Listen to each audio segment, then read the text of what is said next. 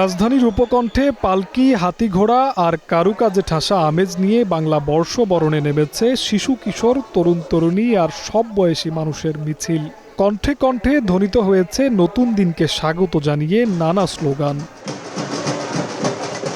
ঢাকা বিশ্ববিদ্যালয়ের চারুকলা প্রাঙ্গণ থেকে শুরু হওয়া বাংলা ১৪৩৩ বঙ্গাব্দের বৈশাখী শোভাযাত্রায় বাঙালিয়ানা সাজে কারো হাতে শোভা পেয়েছে বিচিত্র কারুকাজের মুখোশ, আর কেউ হাতে নিয়েছেন জাতীয় পতাকা। বিশেষায়িত মোটিভ ঢাকার ঢোল নিয়ে আনন্দঘন উদযাপনের ভিড়ে বৈশাখ নিয়ে সবার ছিল নতুনতম অনুভূতি আর পুরনো আমেজ। গতবার আমাদের ওই যে আন্দোলনের কারণে আমরা একটু নববর্ষে একটু ব্যাঘাত ঘটেছিল, কিন্তু এবারেরটা আরেকটু ভালো হয়েছে গতবার থেকে।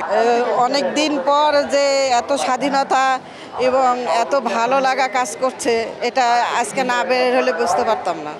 মোরগ, একতারা, পায়রা, এগুলো অনেক সুন্দর লেগেছে। এরপর মণিপুরীদেরকে দেখেছি। দেশের বিভিন্ন শ্রেণী পেশার মানুষের মতো বিদেশিদের অংশগ্রহণও এতে যোগ করেছে ভিন্ন মাত্রা। And I'm happy to be here on vacation. Thank you. Thank you. Explain types of similarity in Indonesian Happy New Year and Bangladeshi New Year. Similar, like a parrot like this, and then but this is more colorful here than Indonesia parrot.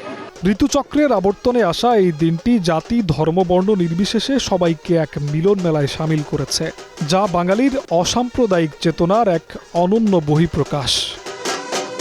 বাঙালিয়ানা সংস্কৃতির এই আয়োজন পহেলা বৈশাখে বৈশাখী শোভাযাত্রার মধ্য দিয়ে হয়েছে সমৃদ্ধ।